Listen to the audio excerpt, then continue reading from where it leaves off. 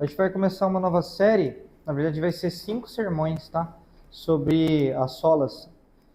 No decorrer da série vocês vão entender bem o que significa, mas as solas são, grosso modo falando, os pilares da fé reformada, ao qual essa igreja subscreve. Então, na semana que vem, nós vamos receber a visita do pastor Fernando, da Igreja Salvos pela Graça, e na outra semana nós receberemos a visita, que já não é mais tão visita, né, do pastor Rafa Inácio, da Igreja Urbana. E no próximo mês, eu convidei o Diego, que é co-pastor com o Rafa lá, para vir pregar aqui. Já tem uns meses que ele não vem para cá. Acho que pouca gente aqui conhece ele, mas ele é apóstolo auxiliar lá do Rafa, um homem de Deus. Ele é irmão da Cris, aquela irmã que sempre vem com a gente, advogada. E vai ser bênção para vocês receberem ele. No dia 31 de outubro, até por isso que essa série está sendo pregada em outubro, porque no dia 31 de outubro é comemorado o Halloween, mas não só o Halloween, também é comemorado a Reforma Protestante. Então, no dia 31 de outubro de 1517, um padre e monge agostiniano chamado Martinho Lutero, ele afixou nas portas da igreja do castelo de Wittenberg 95 teses, que culminaram naquilo que veio a se chamar depois de Reforma Protestante. Esse ato simples em aparência, mas extremamente profundo em significado, tornou-se um marco na história do Ocidente e veio a partir desse dia aquilo que a gente chama de história da Reforma Protestante. Em 2025, a gente comemora 508 anos dessa reforma, que transformou a história da igreja e mudou completamente a espiritualidade cristã. Enquanto a fé católica, que era a igreja que culminava naquela época, era baseada em um tripé confessional, que é o clero, as escrituras e a tradição, a reforma protestante responde a isso com as 5 solas. As 5 solas são somente a escritura, que é essa sola scriptura, somente a fé, que é o sola fide, sola gratia, que é somente a graça, solus Christus, que é somente Cristo, e soli Deo gloria, que é somente a Deus a glória. Glória é somente a Deus. Essas declarações, elas nasceram em um desejo dos reformadores de recolocar Deus em um lugar onde ele nunca deveria ter saído, o centro da fé cristã, afirmando que tudo que nós cremos, toda a autoridade que nós temos como igreja, está baseada nas Escrituras e não as Escrituras baseadas na autoridade da igreja. Toda a salvação, toda a glória pertencem a Jesus Cristo, ao nosso Senhor. Então, ao refletirmos sobre esses pilares daqui para frente, a gente é lembrado de que aquilo que aconteceu a partir das 95 teses pregadas na igreja de Wittenberg ecoa até os dias de hoje e ainda fala conosco hoje e nos lembra de pontos aos quais nós não devemos nunca tirar os nossos olhos e a nossa prática como igreja. Então hoje a gente vai aprender a falar sobre a sola escritura. Tá? Sola escritura, como já dito, significa somente a escritura, né? Ou seja, nós não precisamos de nada além das escrituras para nos revelar a vontade de Deus, certo? A gente vive num mundo cheio de reivindicações de verdade, polarizações. A cada grupo que existe no mundo, praticamente cada um deles tem uma ideia de que tem uma verdade que o distingue dos outros. As religiões são assim, os grupos políticos são assim, eles andam e funcionam como se eles tivessem descoberto uma verdade que os destaca da maioria e que aquela verdade é uma propriedade deles. Só que em um mundo onde existem várias verdades, cada uma segundo o grupo que afirma, será que existe, num mundo onde existem tantas verdades, existe verdade?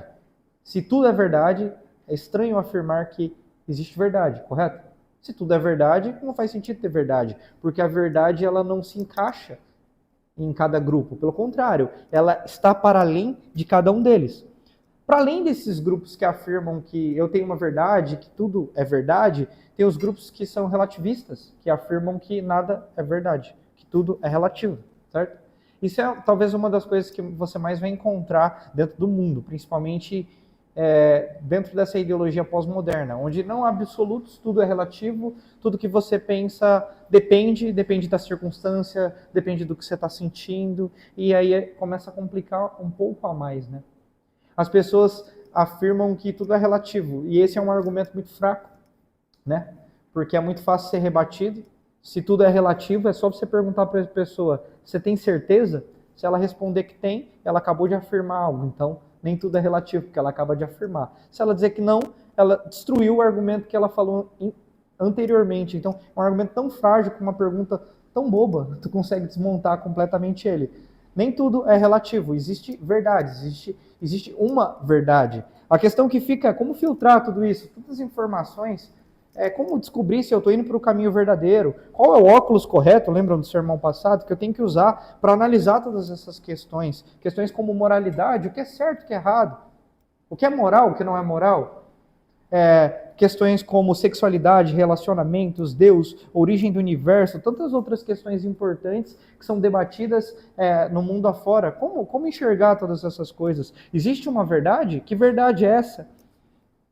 Ou melhor, como encontrar essa verdade em um mundo cheio de mentiras? Esse é o nosso desafio cristão.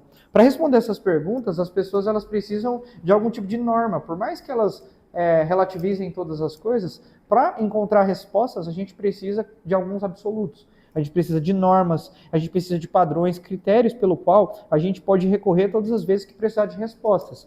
As normas e os critérios, elas funcionam de forma universal. Por isso que elas são muitas leis universais. Então, que critério a gente pode fazer para analisar essas questões?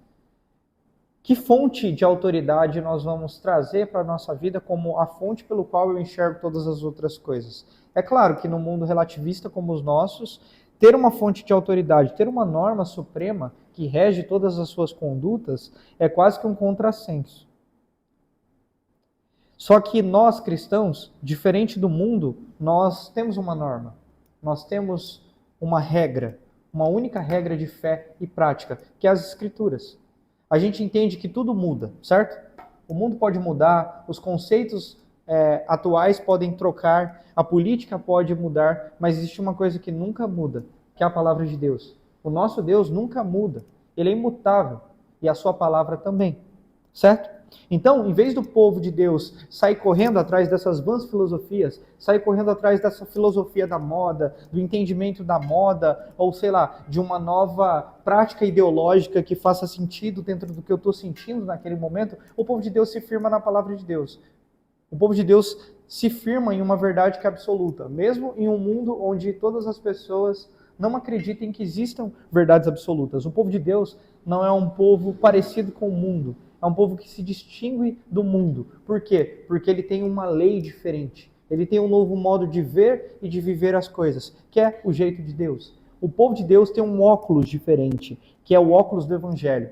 E como afirmou C.S. Lewis, eu disse na semana passada, esse óculos é como o sol. Não porque a gente enxerga o sol, mas que por causa do sol a gente enxerga todas as outras coisas. Então o povo de Deus ele coloca um óculos no meio desse mundo onde todos estão cegos, que é a palavra de Deus. E como eu preguei na semana passada, nesse mundo de cegos, a palavra de Deus nos guia. Como no livro Ensaio sobre a Cegueira, aquela única mulher, a mulher do médico, conduzia todos aqueles cegos para que eles não se matassem entre eles mesmos. Então, o povo de Deus é o povo da palavra. O povo de Deus é o povo que tem um estatuto. O povo de Deus é um povo que se firma em algo que está para além deles. E esse algo que está para além deles nunca passa.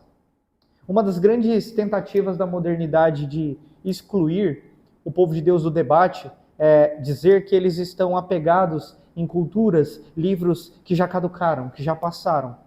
O mundo pode enxergar a nossa fé, o livro que nós cremos como legislação, como algo passado, mas para nós não é passado, porque nós sabemos que a palavra de Deus, além de se renovar toda manhã, ela é a única fonte que a gente precisa para guiar todas as nossas vidas e a nossa fé. Amém? Na Declaração de Cambridge, que foi uma declaração de 1996, eles anotaram assim: reafirmamos que a Escritura é inerrante, é a única fonte de revelação divina escrita, a única capaz de constranger a nossa consciência. A Bíblia sozinha ensina tudo o que é necessário para a nossa salvação do pecado e é o padrão pelo qual todo comportamento cristão deve ser avaliado. Negamos que qualquer outro credo, concílio ou indivíduo possa constranger a consciência de um crente e que o Espírito Santo fale independente ou contrariando o que está exposto na Bíblia, ou que a experiência pessoal possa ser um veículo de revelação. Assim a gente prossegue o nosso sermão. Esse texto nos ensina que a palavra de Deus é tudo que nós precisamos. E tudo aquilo que está para além da palavra de Deus está abaixo dela, certo? A nossa última fonte, a última palavra é as Escrituras. Por exemplo, quando você vai e faz uma pilha de exames de saúde. É bem comum você pegar essas pilhas de exames que o médico te indicou e depois você voltar nele, certo? Para que ele analise como um especialista naquela área tudo aquilo que foi trago a partir dos seus exames e ali ele consiga te dar um veredito melhor. Faz sentido? Então a última palavra nesse caso vem da análise do especialista. No caso da fé, a última palavra que nós temos vem sempre das Escrituras. Amém? Ficou claro isso? Então, existem pelo menos 3 pressupostos que eu queria destacar para vocês nessa noite sobre a palavra de Deus. A primeira é que a palavra de Deus é inspirada por Deus. Deus inspirou homens para que escrevessem a palavra de Deus. E esses homens a escrevem comunicando aquilo que o próprio Deus disse. Então, a Bíblia é inspirada por Deus, onde ele inspirou homens. Ela é inerrante. Inerrante significa que não há erro nenhum na Bíblia. Eu li a Bíblia muitas vezes, irmãos, e todas as vezes eu encontrei erros, mas em mim, nunca nas Escrituras. Toda vez que você ler as Escrituras, você vai encontrar uma palavra que é perfeita, fiel.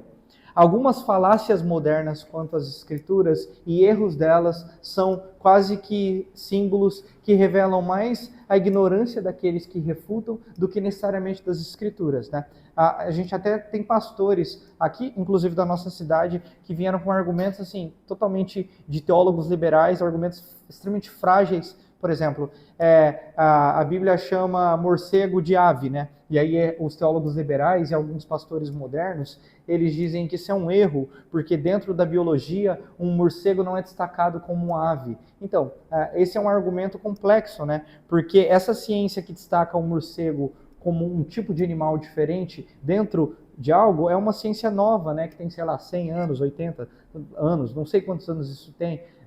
Se você for analisar um livro histórico a partir desse critério, você não vai só descredibilizar a Bíblia, mas quase todos os livros de histórias que a gente tem. Por quê? Porque naquela época, quando as pessoas observavam tudo que voava sobre os céus, eles reconheciam como aves. Então, é um argumento muito frágil, né? Por exemplo, tem outro argumento da teologia liberal que fala sobre... Vocês lembram o episódio onde Moisés atravessa o Mar Vermelho com todo o povo de Israel? Vocês lembram?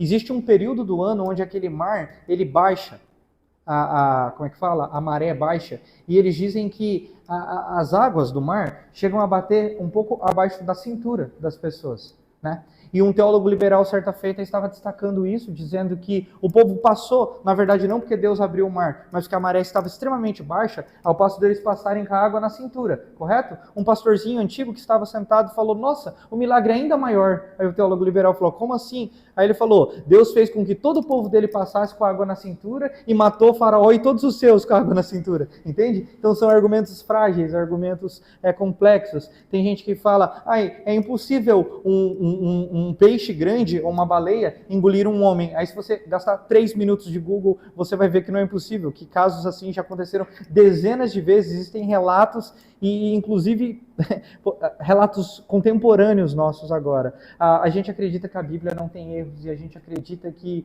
em tudo que ela diz, ao ponto de que se a Bíblia dissesse pra gente que um homem engoliu uma baleia, a gente acreditaria que o homem engoliu a baleia. Isso não é uma bobagem, isso não é uma loucura cristã. É, de fato, nós acreditarmos em tudo que a Bíblia disse, porque ela diz.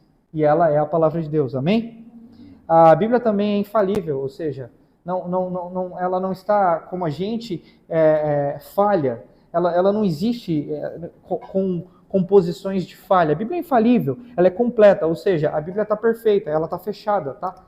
Não acredita em qualquer pastor pastor, sei lá, louco, lunático, que se levanta como homem de Deus e fala, eu recebi dos céus uma revelação e eu estou trazendo algo diferente das Escrituras. Infelizmente, nos tempos de hoje, ainda hoje, existem seitas de pessoas que adoram a homens e mais do que adoram a Deus, que acreditam que a palavra de um líder sentado numa cadeira ex-cátedra é a própria palavra de Deus. Gente que acredita em homens que disseram que um anjo apareceu para eles e que eles escreveram um outro evangelho, um segundo evangelho, que eles falam que não, mas eles colocam em pé de igualdade com a própria Escritura. Não acredito nesse tipo de gente. Não acredito em homens que dizem que Deus apareceu para eles ainda na sua infância e falou que eles deveriam completar aquilo que Cristo começou, como aconteceu com o caso do famoso reverendo Moon, que eu já contei para vocês, que enganou centenas de milhares de pessoas. A Bíblia é completa, tá bom? Nós acreditamos que a Bíblia é completa, nós não acreditamos em revelação continuada. O que significa? Nós não acreditamos que Deus vai dizer algo diferente do que Ele já revelou nas Escrituras, tá bom? Então qualquer pessoa que falar, Deus falou comigo, você vai falar, amém. Só que eu vou filtrar isso com o quê? Com as Escrituras. Sabe quando você passa no aeroporto, que você vai passando as suas malas e etc., que eles passam por aquela espécie de laser, que vê certinho o que tem lá dentro? Qualquer revelação, qualquer coisa que Deus nos falou, precisa passar por uma maquininha, para a gente ver se tem alguma coisa errada ou não. E qual que é essa máquina? A palavra de Deus. A máquina que nós usamos para interpretar se existe algo errado é a palavra de Deus. Mas Deus me falou algo que não está na Bíblia, então não foi Deus que te falou. Sinto muito em te informar. Aí você está duvidando da minha fé? Tô. Tô, com o maior prazer, estou te falando na sua cara. Tá bom? E a gente, no decorrer do sermão, veremos textos da Bíblia que nos ensinam sobre isso. Correto? 2 Timóteo 3, 16 e 17. Diz bem assim. Toda a Escritura é divinamente inspirada, é proveitosa para ensinar, redarguir, para corrigir, para instruir na justiça, para que o homem de Deus seja perfeito e perfeitamente instruído em toda obra. Toda a Escritura, toda. De Gênesis a Apocalipse, a Escritura é um livro de uma única história. Amém? É a história de um Deus que entra na humanidade e cria um método para restaurar o seu povo de volta para si. A Bíblia é a história de um Deus que chama o seu povo de volta ao arrependimento e cria um meio, um caminho para que esse povo, por mais distante que ele possa ir, ele pudesse se encontrar novamente e ser chamado a Nova Jerusalém, ao seu espaço. A Bíblia é um livro de uma única história. A Bíblia é um livro difícil. Muitas vezes a gente vai ler capítulos, versículos que são complexos de entender e às vezes a gente vai sentir que eu estou lendo ali e não faz nenhum tipo de sentido aquilo. Então como é que a gente resolve isso? Quando eu tenho uma dúvida sobre as Escrituras, eu procuro resposta na própria Escritura. Essa ideia de que a Escritura deve interpretar a própria Escritura. Essa é a ideia de tota Escritura. Qualquer dúvida que você tiver na Bíblia, procure na Bíblia toda o que ela tem a dizer sobre aquela situação.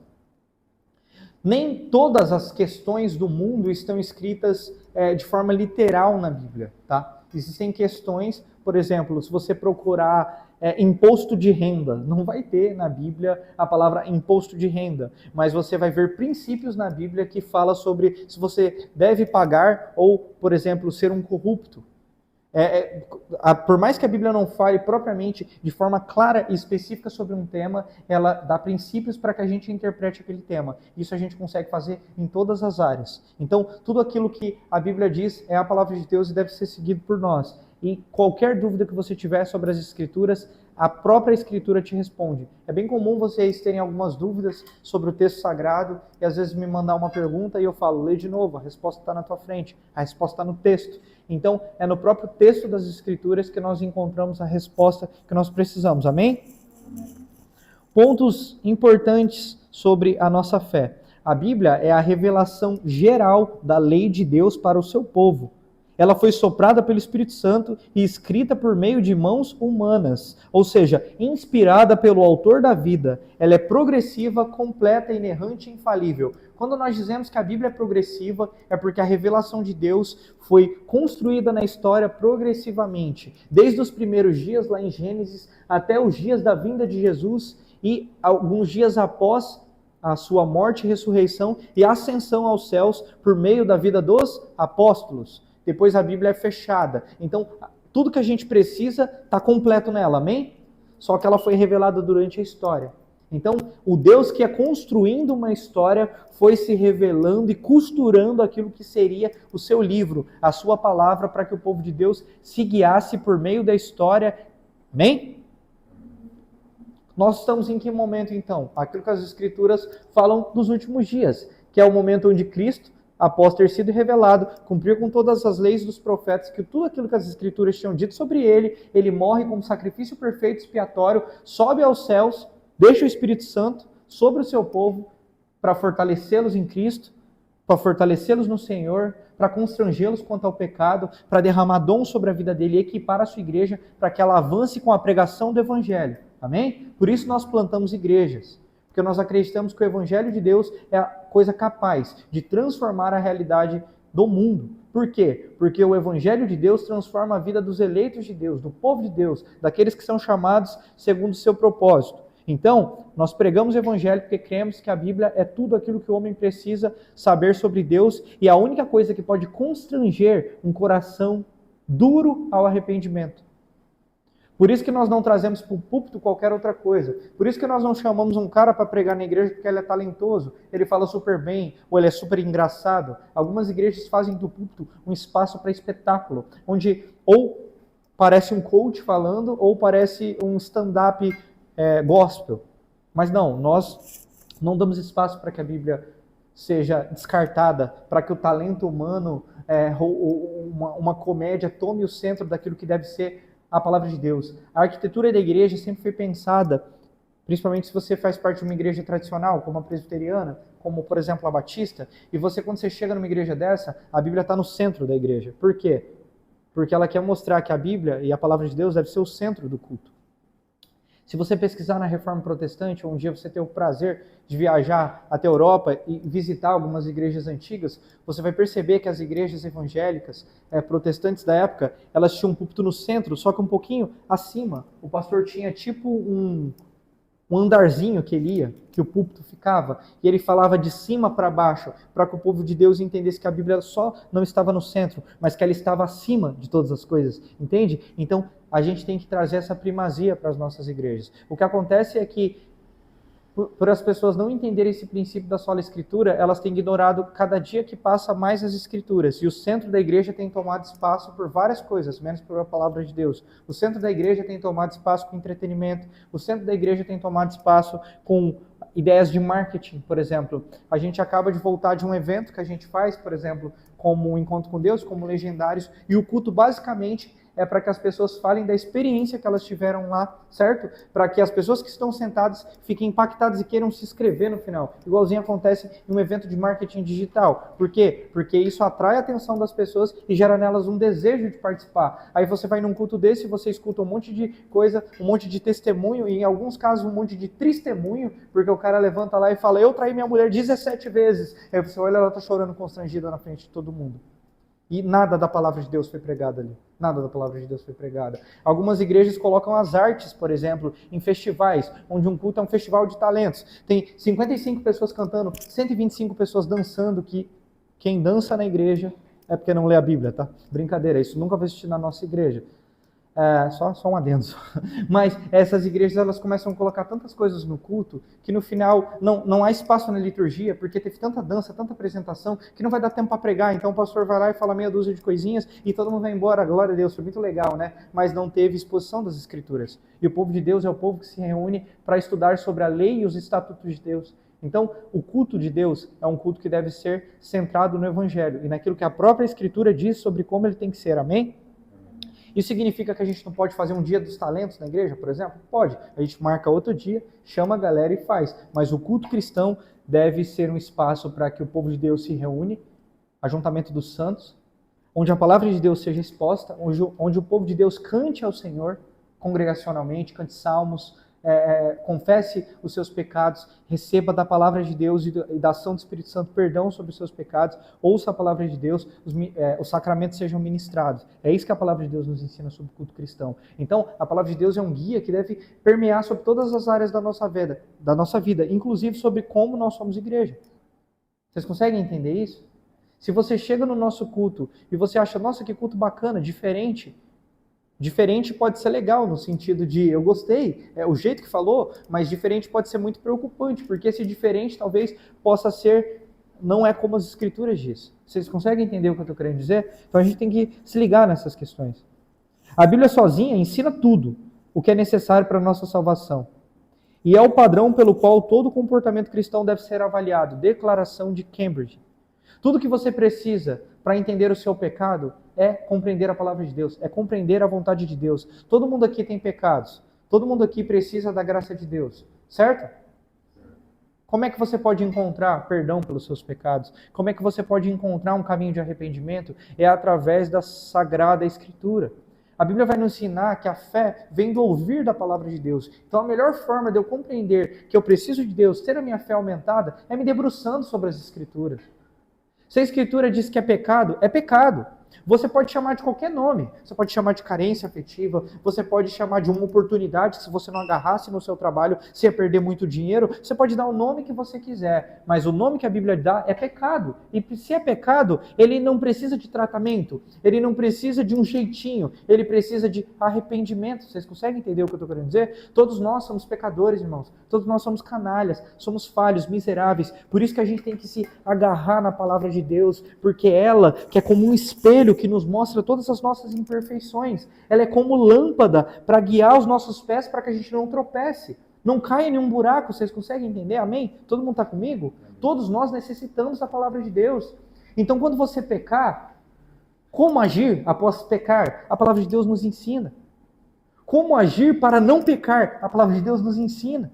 Como agir como um bom marido? A palavra de Deus te ensina. Não há nada, não há nenhuma dúvida, nenhuma luta que você esteja passando, que a palavra de Deus não seja a resposta. Por isso, a gente tem que se debruçar nas Escrituras. Somente as Escrituras, irmãos, são capazes de nos ajudar a compreender uma fé genuína. Muitas pessoas dentro da igreja estão convencidas, mas não são convertidas. Elas estão se convencendo de que são crentes, mas não são convertidas de fato. Quando as tentações, quando as primeiras dificuldades vêm, elas fazem tudo, menos se lembrar daquilo que o Evangelho disse para elas. Por isso que um crente, ele tem que andar agarrado com as Escrituras. Um crente tem que andar abraçado, não literalmente com a Bíblia debaixo do sovaco onde você for, mas com ela agarrada dentro do seu coração. Salmo 119, 13, escondi a sua palavra no meu coração para não pecar contra ti. É as Escrituras que nos ensinam, os irmãos. É a Escritura que nos ensina como agir, é a Escritura que nos ensina como lidar no dia mal, é a Escritura que nos ensina o que eu devo fazer o tempo inteiro. Nós precisamos amar as Escrituras. Ao afirmar isso, irmãos, a gente entende que qualquer outra coisa, por mais bela que possa parecer, por mais atrativa aos nossos olhos que possa parecer, se não for resguardada nas Sagradas Escrituras, tem que ser rejeitado. Martinho Lutero dizia, toda e qualquer doutrina e ensinamento que não se enquadre nas Escrituras deve ser rejeitada, mesmo que por ela faça chover milagre todo santo dia. A gente olha para fora, a gente olha para outras igrejas que estão crescendo, estão bombando, porque agora estão fazendo legendários todo mês, estão fazendo, encontro com Deus todo mês, estão fazendo, balada dentro da igreja. Se você entrar no YouTube agora e escrever Vai Novinha Gospel, você vai ver que tem uma igreja que ela fazia qualquer tipo de festa para atrair as pessoas. Escreve rave gospel, você vai ver que as igrejas estão fazendo raves gospel. E até na hora de fazer as bebidas, elas fazem sem álcool, porque é muito pecado ter álcool na rave gospel. Mas elas fingem, elas simulam tudo aquilo. Para quê? Para que o jovem fale, nossa, eu posso ir para a igreja, porque é tão descolado quanto não ser cristão. E as igrejas se enchem de pessoas, mas são pessoas vazias de Deus, são pessoas mortas espiritualmente. Irmãos, por mais que a igreja possa crescer com esse tipo de evento, ela está crescendo em números, mas as pessoas que estão ali dentro estão mortas em seus pecados e delitos. O Charles Haddon Spurgeon, ele dizia que se a gente ficar atraindo as pessoas com métodos humanos, o que a gente vai ter que fazer? Continuar dando métodos humanos para que elas continuem. Se agora a gente atrai as pessoas para essa igreja porque a gente faz evento gospel, né? A gente vai alugar o Arung e vai fazer a noite do eletrônico gospel, sabe? O que a gente está fazendo? A gente está dando chupeta para filho do capeta. O que a gente precisa é pregar o evangelho, que é aquilo que vai fazer com que ele tenha consciência de que ele está em pecado. A gente não vai ficar transformando a igreja em um espaço onde eu vou entregar para as pessoas aquilo que elas precisam, por quê? Para que elas venham. Não, irmãos, a gente vai pregar o evangelho como Cristo fazia. A gente vai pregar o evangelho como João Batista fazia. João Batista estava no meio do deserto, cheio de pessoas, porque estavam ouvindo o evangelho a ser pregado por ele. E o que ele dizia? Arrependam-se. É isso que Jesus nos ensinou. Certo? Os milagres de Jesus não eram chama para as pessoas. Os milagres de Jesus eram uma forma com que ele tinha para evidencializar aquilo que as Escrituras diziam que ele seria. O Messias que tinha poder para fazer milagres. Então Jesus não ficava fazendo milagre para ficar lotando os lugares. Pelo contrário, ele fazia os milagres para que as pessoas olhassem para ele e falassem assim, meu Deus, ele cumpre aquilo que as Escrituras diziam. Entende? Os milagres não eram um meio de marketing para que o lançamento de Jesus se lotasse de pessoas. Os milagres eram uma evidência de que Cristo, Jesus ali, o Nazareno, não era apenas um homem. Ele era o próprio Filho de Deus, enviado pelo próprio Deus. Esse é o Evangelho, irmãos. Portanto, ao afirmar só a Escritura, a gente está afirmando que somente as Escrituras, por serem palavra de Deus, inspiradas por Deus, são autoridade inerrante, suficiente e final sobre a igreja. Toda igreja tem sobre si uma palavra final, que é as Escrituras. Toda igreja tem que ser firmada no assim diz o Senhor, não no eu acho que. Não pode fazer sentido, o que você acha? A palavra final é assim diz o Senhor. E onde é que a gente vai descobrir onde está a vontade do Senhor? Nas Escrituras. Amém? Uma vez que a gente entende isso, a gente tem que orar, irmãos, pedindo ao Espírito Santo que ilumine o nosso entendimento, para que possamos compreender essas verdades espirituais e vivê-las em obediência para a glória de Deus. A Bíblia é a revelação de Deus, amém? Você não precisa ficar procurando a irmã Creuza adoração. Você não precisa ficar procurando o evento X, que se você ir lá, você vai receber um Hadouken espiritual de um homem de Deus e você vai sair dali cheio do poder. Não, tudo o que você precisa saber sobre Deus já está revelado nas Escrituras. Amém? Graças a Deus por isso, irmãos. Imagine se a nossa fé fosse baseada naquilo que a gente acha sobre as coisas. Tem gente que não se aguenta porque muda o tempo inteiro. Imagine se a nossa fé fosse assim. A nossa fé tem que ser baseada em algo que não muda. Por isso que a nossa fé está baseada em um Deus que não muda e em sua palavra. Amém?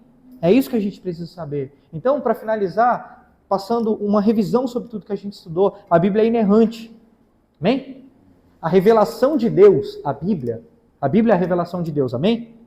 Então você não precisa ficar procurando revelação. Você já tem ela reveladinha. Amém? Está aqui, ó. Quer entender qual é a vontade de Deus para a sua vida? Leia a Bíblia. A Bíblia é a revelação de Deus ao qual Deus inspirou homens. Ficou claro isso para vocês? Qual que é o nosso papel então? Não é ficar pedindo para Deus revelação, inspiração. Nosso papel é pedir para que Deus ilumine o nosso entendimento para que a gente consiga entender o que está no texto sagrado. Amém? A Bíblia é inerrante, como eu disse para vocês. Ou seja, à medida que o Espírito Santo conduzia e inspirava autores bíblicos, ele assegurou que a sua palavra refletisse o próprio caráter de Deus por mãos humanas. Portanto, a Escritura é a verdade de Deus, assim como o próprio Deus é a verdade. Afinal, ela é a palavra de Deus. Essa ideia de inerrância é essencial para a nossa fé, não só porque ela fornece para a gente algum tipo de garantia ou segurança da nossa salvação, mas ela também distingue a Bíblia de qualquer outro livro. A Bíblia é diferente de qualquer outro livro religioso que existe por aí, que está baseada em homens, que está baseada em filosofias que mudam o tempo inteiro. A Bíblia é diferente porque ela é baseada em uma palavra de um Deus que não muda, um Deus que não erra. E ela é suficiente.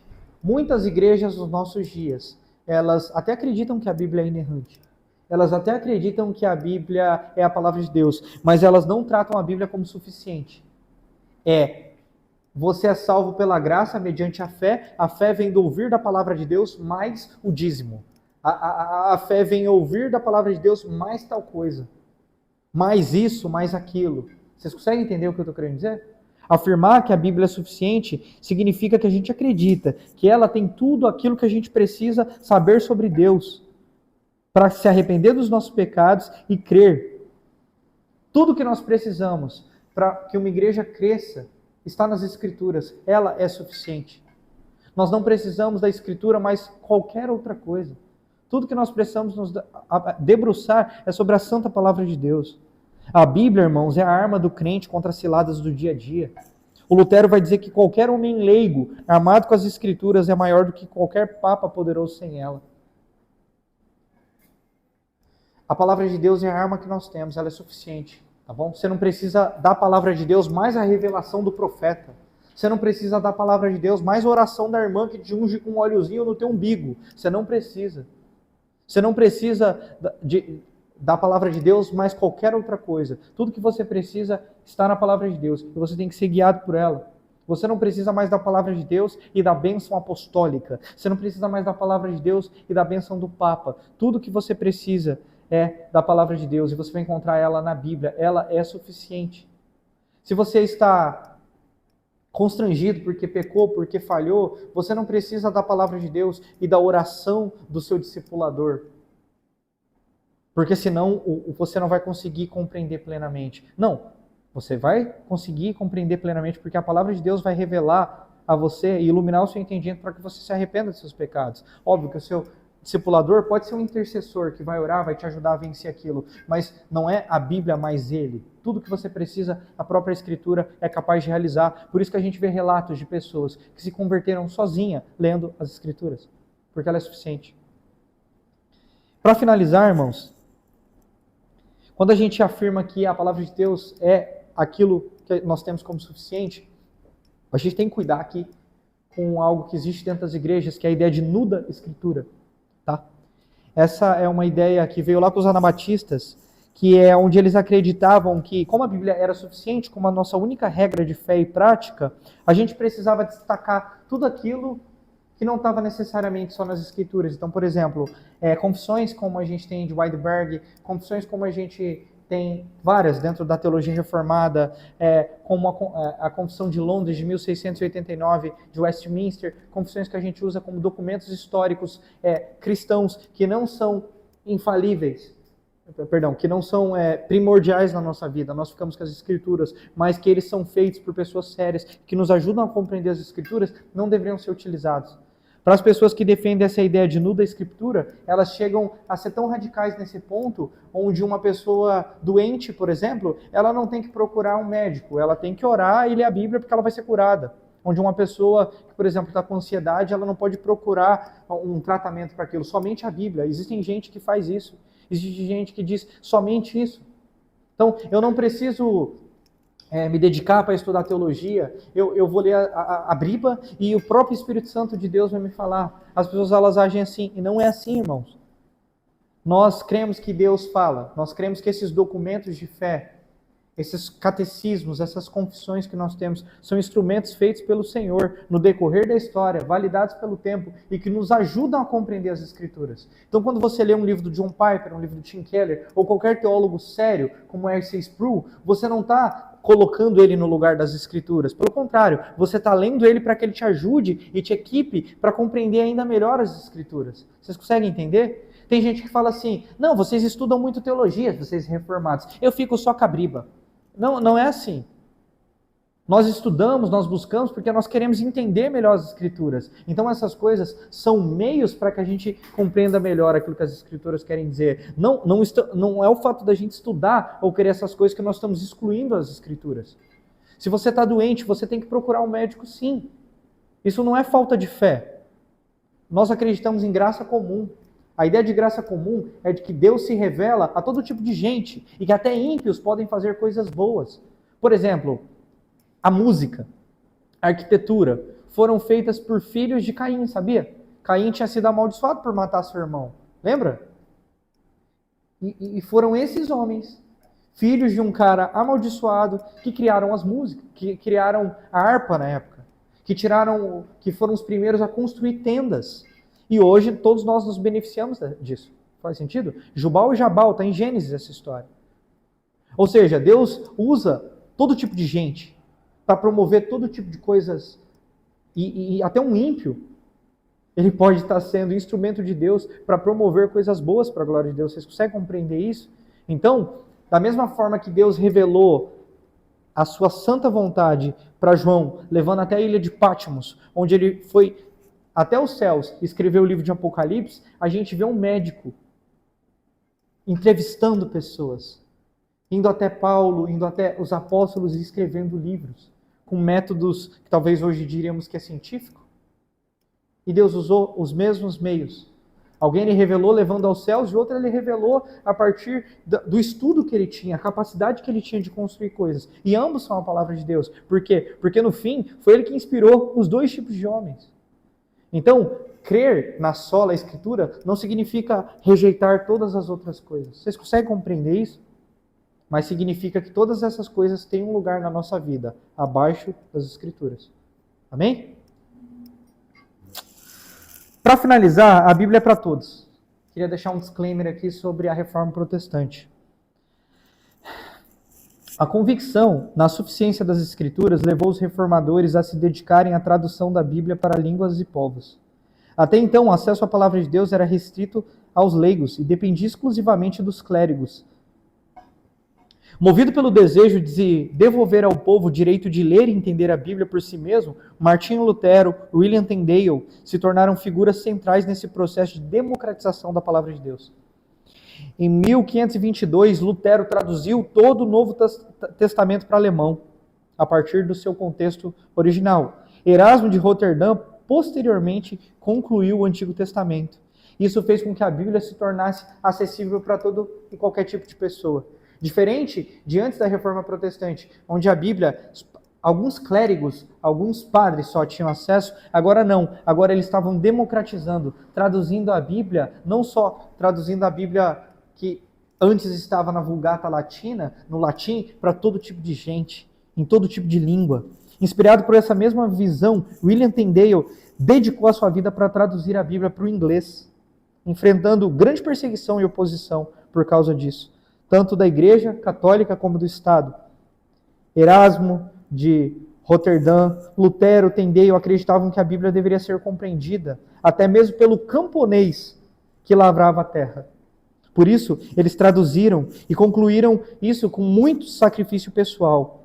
E foi a partir de William Tyndale que a gente tem a primeira versão inglesa das Escrituras, que foi o protótipo daquilo que seria a célebre tradução King James. Em 1450, um homem chamado Gutenberg, ele criou a máquina de imprimir, de impressos, E foi esse instrumento que ele criou que foi usado posteriormente no futuro por Deus para que a palavra de Deus fosse impressa. Martinho Lutero, ele entendia muito do marketing. Ele sabia que a imprensa tinha acabado de sair, então livros, jornais eram impressos e eram entregues para qualquer tipo de pessoa todos os dias. E o que Lutero começa a fazer? Ele começa a imprimir suas pregações. O primeiro livro que foi impresso por Gutenberg foi a Bíblia. Então, a Bíblia foi divulgada, irmãos. A Bíblia foi espalhada por toda a Europa e chegou até os dias de hoje. Por causa desse tipo de coisa, os protestantes eram chamados de o povo do livro. E é assim que a gente tem que ser reconhecido. Lutero utilizou a imprensa para publicar panfletos, sermões e principalmente suas traduções da Bíblia, levando a palavra de Deus ao alcance de pessoas comuns, em toda a Alemanha e Europa, e consequentemente a todo mundo. Esses homens gastaram a vida deles todos os dias para traduzir a Bíblia, e graças a eles a Bíblia foi traduzida para várias línguas e chegou até nós nos dias de hoje. Graças a Deus por isso. Deus usou homens para que a Bíblia chegasse até nós. E hoje nós não precisamos de mais nada a não ser as Escrituras, porque nós cremos que a palavra de Deus é suficiente, amém? Nenhuma voz na igreja ou fora dela pode se elevar acima das Escrituras, que são a palavra inspirada por Deus e pelo Espírito Santo, para conduzir todo crente à verdade. Amém? Cristo é o cabeça da igreja, ele governa ela segundo os seus preceitos e as suas leis, que são estabelecidas e estão nas Escrituras. Nenhum líder, nenhuma denominação cristã, nenhum concílio, nenhum costume, nenhuma nova revelação ou tradição tem valor normativo sobre a igreja. Somente as Escrituras e somente a palavra de Deus. Amém? Que Deus nos ajude a sermos guiados pelas Escrituras. Que Deus nos ajude a ter ela escondida e guardada no nosso coração para que nós não venhamos a pecar contra Deus. Que a Bíblia seja o nosso único fundamento de fé. Que a Bíblia seja a nossa única verdade. Que a Bíblia seja a nossa única regra de fé e prática. Que o Senhor nos ajude. Amém? Para finalizar, Gálatas 1, 8 e 9. Ele diz bem assim: ainda que nós mesmos, ou algum anjo dos céus, vos anuncie outro evangelho, além do que já foi anunciado, que seja anátema, ou seja, maldito. Assim como já lhe dissemos, e agora de novo também lhes digo, se alguém vos anunciar outro evangelho, além do que já receberam, que seja anátema. Que Deus nos ajude, irmãos. Qualquer outro evangelho, qualquer outra revelação, qualquer outra palavra deve ser descartada imediatamente das nossas vidas. Amém? Amém. Pai, obrigado por hoje, pela sua santa palavra, pelo seu amor. Nos ajude, Senhor, a compreender todas essas verdades para as nossas vidas. Que nós possamos crescer em graça, em direção ao Senhor, e que a sua palavra possa ser essa lâmpada que ilumina os nossos pés e que transforma as nossas vidas, porque é a tua palavra soprada, que através da ação do Espírito Santo nos ajuda, nos leva até o Senhor, nos fortalece para a honra e para a glória do seu santo nome. Em nome de Jesus, amém. Amém, irmãos.